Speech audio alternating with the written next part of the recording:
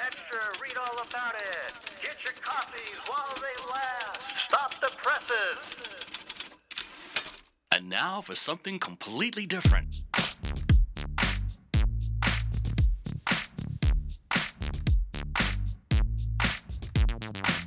Are you ready for a little truth? Are we not entertained? Wisdom is the proper use of knowledge and experience. There are no safe spaces here. The truth shall make you free. It's showtime!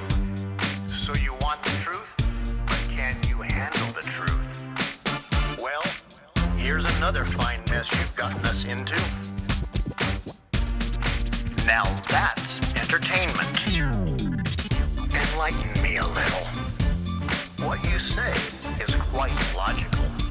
And what did we learn? Prepare yourself for a little sensory overload. I came here for the truth. 7 years ago, stand by the Roll Show intro. Roll Show intro in 3, 2, 1, go. This is the Craig L. Hayes Show. Hello, America, family, friends, and listeners all around this planet we call home. This is the Craig L. Hayes Show. I am Craig L. Hayes. Today is the, I'm going to take a guess here, 29th? Let's go with the 29th of June, 2025. It's a beautiful Sunday here in the Northern Command Center in Enterprise, Utah. And it is good to be here. Beautiful day outside, going to get a little warm, but that's okay. We're inside in air conditioning, and we will run with that. So, today, the first podcast I'm going to do today is going to be called What Happened While I Was Away. For the last 10 days, I've been down in Las Vegas working on some other music projects with my good friend Talbot Snow at Sound Masters of Las Vegas Recording Studio. Shout out to him.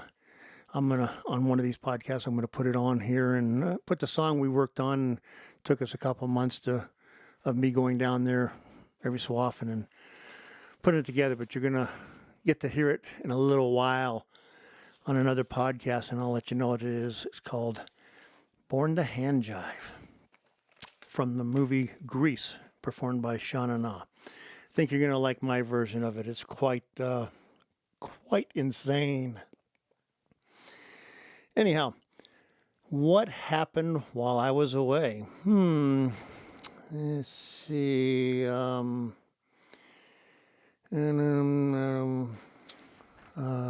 Oh, yeah, I forgot. There were a couple things had happened. Let's start with Israel and Iran. Let's start with those two nations having gone at it a little bit more, or continued to go at it as they have been doing for thousands of years. These countries do not like each other, never have, and I don't think they ever will. But Israel finally said enough is enough. You're not going to get nuclear materials. We're going to wipe your stuff out to where you can't use them. We're going to make it so that you guys have become very useless over there in the Persian Gulf. How did Israel do this? Well, first, let me say right now, Israel, your Air Force, Mossad, your intelligence agencies, blow everybody on this planet away. You're the biggest badasses there are in the world right now. You flew all your missions, all your planes, hundreds of planes from Israel into Iran, wiped out their military, basically. If you really want to look at it, Iran now has no real military. Took out all of their air defense systems. They've taken out almost all of their planes, helicopters, whatever they had. They don't have a navy per se. And if they did, it's probably already been blown up by them. And if their little navy decides to act up, we can finish the job. We have 3 carrier task force in the Persian Gulf area. that is more firepower than 90% of the countries on this earth floating out in the ocean off of Iran. Okay? But what Israel did is they went in there and they wiped out their generals, their military generals, gone, dead, bye-bye. So they cut the head off of the snake of their military. Then they went in and they cut the head off and they killed all of their intelligence agencies, like the CIA or, whatever agencies you want to call it, the Russian, Soviet Union had the KGB, that type of stuff. They killed all those guys off. The most dangerous job to have is being high up in the Iranian anything right now. And then all of these major nuclear physicists, engineers designing these nuclear bombs and all this stuff, they wiped them all out.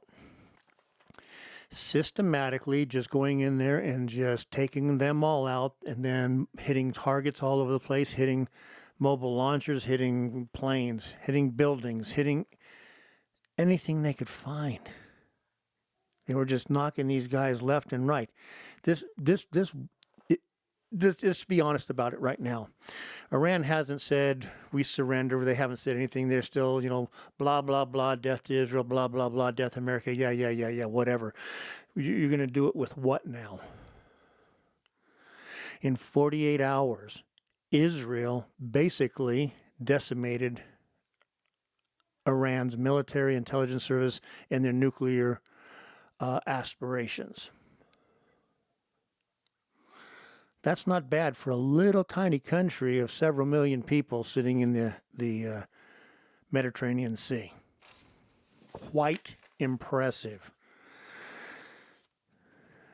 And of course, what Israel was doing, and I'm sure it was all planned with American planners, and President Trump and Benjamin Netanyahu were getting together and deciding how they were going to prosecute this war.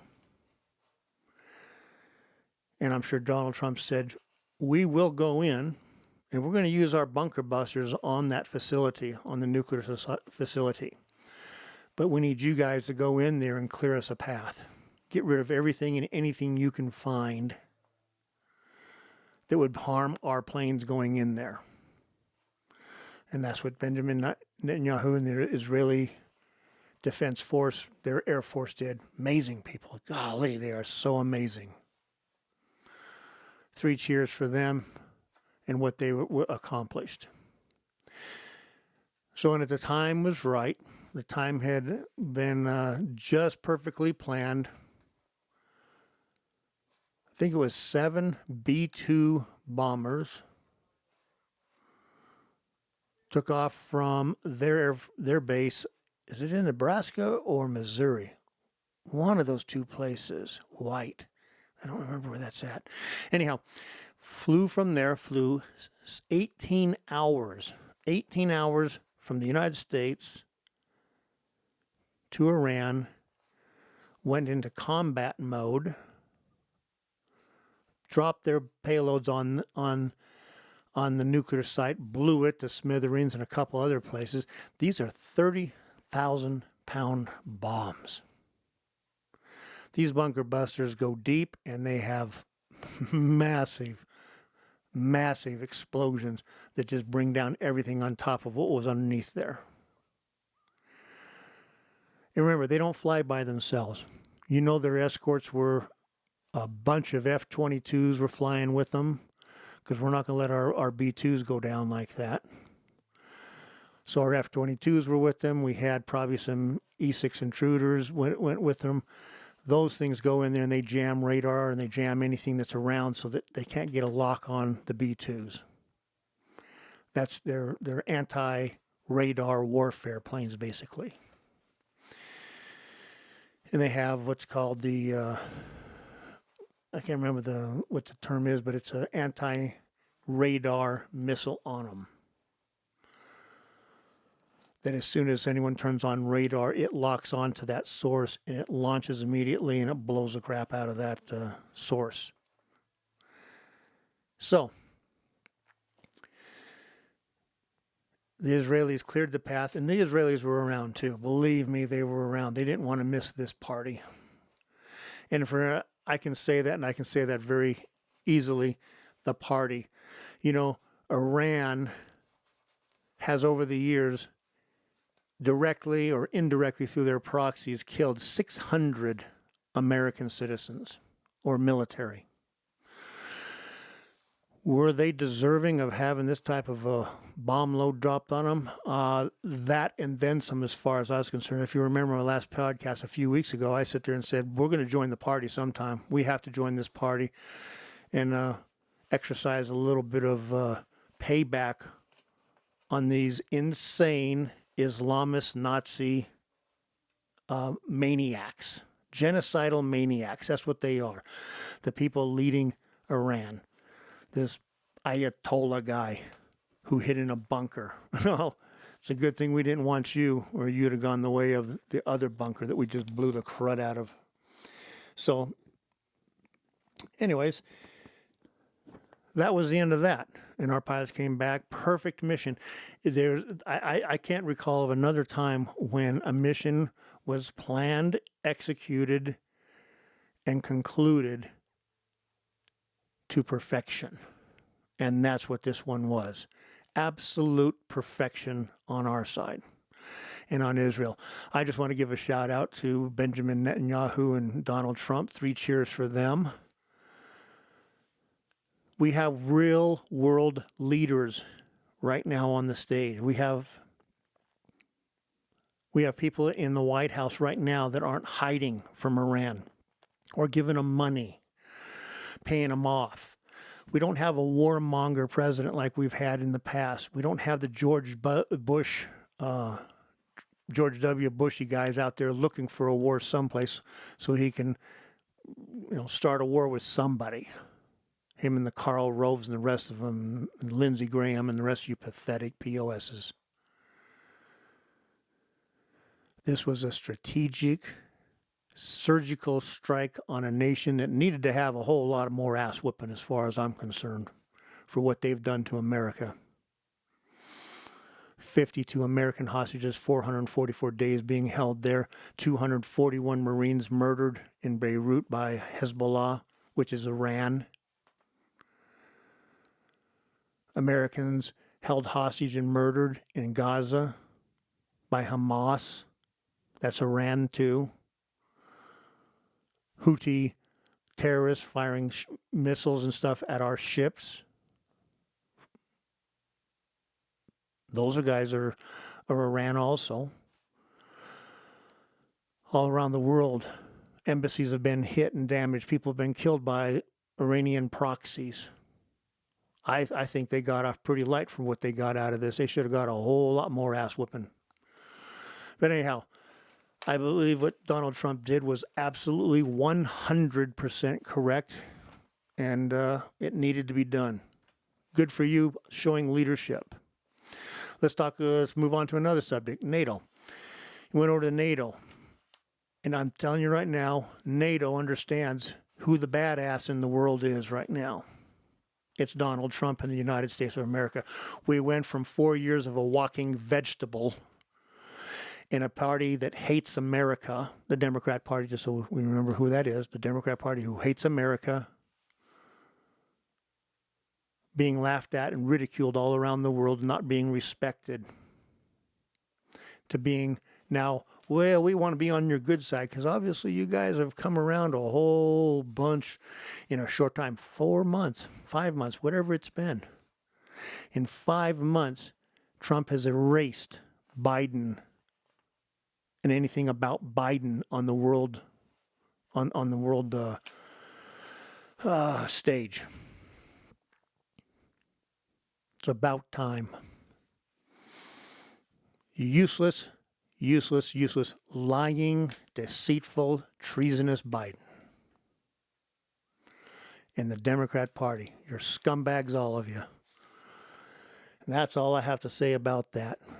But NATO, all of a sudden, they went, yeah, I think we should kick up our 1.5% or 2% that we were kicking in on the defense for Europe. We're going to kick that up to 5% over the next 5-10 years. and make sure that, NATO is very strong and powerful and has plenty to fight any aggression in that area. Well, that's a bloody good idea. Since we've been carrying the load of about 25% of it, why don't you guys kick up to 5%? And we can back off too.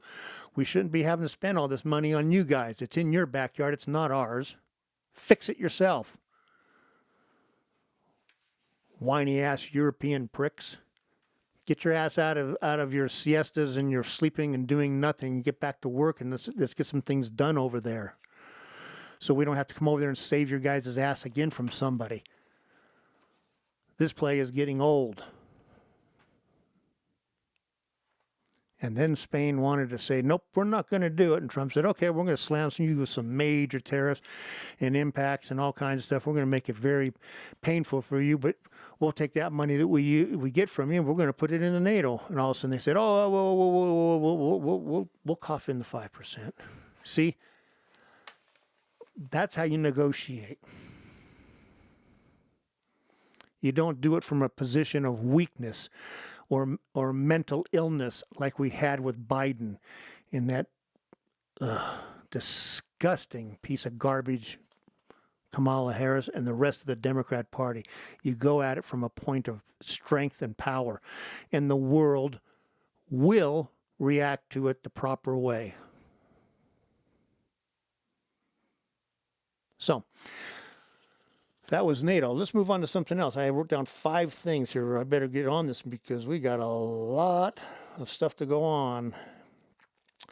How about if we go on to, I've already said that, the U.S. The Democrats still hate America. They hate our Constitution. They hate the capitalism. The election there by the Democrat Party of a full-fledged, full-blooded Islamist, communist to lead their party for the campaign, and the mayor of New York City just proved exactly what we said, and everyone cheered and is so happy. He's anti-Israel, he's an anti-Semite, he's anti-capitalism, he's anti-Constitution, he's anti-national law. He believes that the laws of New York and the international laws should override all laws in the Constitution. So, congratulations, Democrats. You just showed exactly who you are, and you're going to just keep showing it and shooting yourselves in the foot because you're really just that stupid. You don't even hide behind closed doors and say all this stuff and then walk out and say, oh, we're here to support America. We're here. We're so grateful to be Americans and stuff, and then go behind closed doors and badmouth America and everything that goes on in it because you guys can't stand it because you're a bunch of Marxist, communist, socialist pricks. So there. Put that in your pipe and smoke it. Which you guys probably smoke a lot of stuff, knowing you. Anyhow, let's move on to the next one. Supreme Court. Oh my heavens. Supreme Court. Talk about a supreme bitch slap down to all these out of control, radicalized Democrat judges all around the nation. I've had a couple of podcasts talking about these judges. And who the hell do they think they are, being in a little tiny district in some little city and then telling the rest of the nation, you better do what I tell you. Our Constitution was based on one thing, a shared amount of power between the branches of government. And the only one that has the authority to take in question and correct course on the president or Congress is the Supreme Court. A little pissant or pissant judges in little districts all around the country do not have the authority to tell the rest of the country what they can and can't do.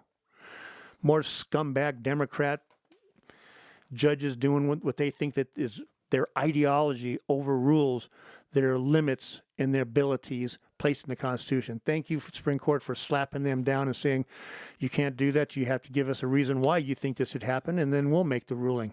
Perfect. Then we look at the next one. It was in Maryland. And in Maryland, they said, Maryland says that all your children in the elementary schools have to go to these LGBTQ freak shows and be indoctrinated to be little freaks like the rest of that crowd. And you have no say in it as a parent. Well, the parents said, screw you, we're taking you to court. The Supreme Court said, yeah, you don't have to, your kids don't have to be taught that. You can take your kids out of that. How about instead the Supreme Court should say, you can take and have these classes, you can have these discussions, but you have to have them, say, in the gymnasium, and you have to have permission from the parents to have your kids go to it, not to have permission from your parents to take your kids out of it. This shit should not be being taught to our kids. You Democrats are nothing but a bunch of pedophile, grooming, disgusting people. What is wrong with you? Leave the kids alone. Leave the children alone. Such perverts. Gee whiz, what is wrong with you? You guys, what a diseased set of minds you people have. Enough. Now the third ruling was in Texas. Once again, Democrats showed their true colors.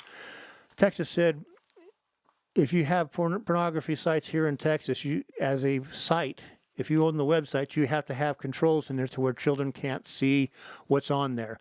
And of course, the Democrat Party and all their super allies went in there and said, nope, that's a violation of free speech. No. That is called protecting your children from a bunch of perverts and groomers like you. That's what that is. That's not a violation of free speech. You still have the freedom to tell the world what you're going to do. You still have the right to go out there and have your sites and be disgusting, promote whatever form of perverted sex you guys want to have. That didn't stop you. That just said that if you have that, you have to make sure that little kids can't see it. That's called being a parent. That's called being a normal thinking person, which Democrats are not. Keep it up, Democrats. You're showing exactly why you lost the last election, and these next elections, all this is going to come right to your face and be shown to the rest of the country, and you think you're going to get any traction on any of this stuff? Yeah, good luck with that. I really don't think so. And the good thing about these rulings, now Trump can really take off. He was slowing it down a little bit, waiting for these rulings to come down. But boy, I tell you, in the next couple of weeks, you're going to see ICE, you're going to see Homeland Security, you're going to see all these different agencies kick this stuff into high gear, and you're going to be watching 3,000, 4,000, 5,000 people a day being put on planes and saying, bye-bye, beat it. Go back to your country. Out the door you go, and I don't care where you go, just get out of our country, you law-breaking people. I know Democrats love you because they love anybody that would destroy this country. You got to go. And I don't care where you go. Just get out. As Schwarzenegger would say, get out. And get out fast. We don't need you here. We don't want you here. You're not welcome. Now, all you people who are doing it right and been standing in line for years trying to get in, as soon as you get that wonderful thing called the green card, it's actually blue, or you get a work permit to come into this country for 6 months or whatever it may be, welcome. Come enjoy our nation. Come enjoy the greatest country God ever created on this planet. Follow our laws, follow our rules. Don't bring your crappy little customs and traditions and your ideologies to our nation. Leave them behind. Or go back to them. Take your pick. So, where are we at now? I already talked about the New York City. That was, to me, was just mind-blowing. How stupid could that be? You guys keep up the good work. You guys are making the commercials for the Republican Party just by being who you are. You're not even trying to hide it. You're not trying to do anything. You're just being who you truly are, and that's going to be good enough to show the rest of the country just what kind of low-life scumbags you guys really are. Yep, that'll pretty well go seal your fate. So good job.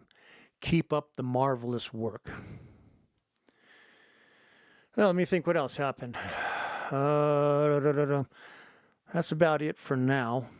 Oh, yeah, let's just remind everybody still around the country, Democrats and their allies are all still fighting to keep illegal criminals here in this country. They're trying to keep people who murder, rape, and traffic in children in this country, claiming they have some kind of special rights or due process rights or anything like that. You don't. Once again, Democrats, keep this up. You're doing a great job. You're making it so easy. You know, we don't have to do anything within the Democrat Party. I'm not even a real Democrat. I'm a constitutional conservative libertarian. But I'll tell you what, you're just making it too easy. Keep up the good work. You guys are so awesome. I just love it. Because as Forrest Gump would say, stupid is as stupid does. And that's what you guys are. Stupid. You hate the country. You want to destroy it. You're showing America who you really are. Keep up the good work. You guys are on the precipice of losing all power and any kind of influence in this country. So keep it up. Do a good job. I'm amazed. Don't stop. Don't stop till we get enough. All right. That is this podcast. So until the next one, which is going to be in just a little bit here when I put everything together for it, and I think I'm going to do the hand jive one next and put it out there. You guys should listen to it. It's going to be pretty awesome. So anyways, until then, Talbot, take it away. This is the Craig L. Hayes Show.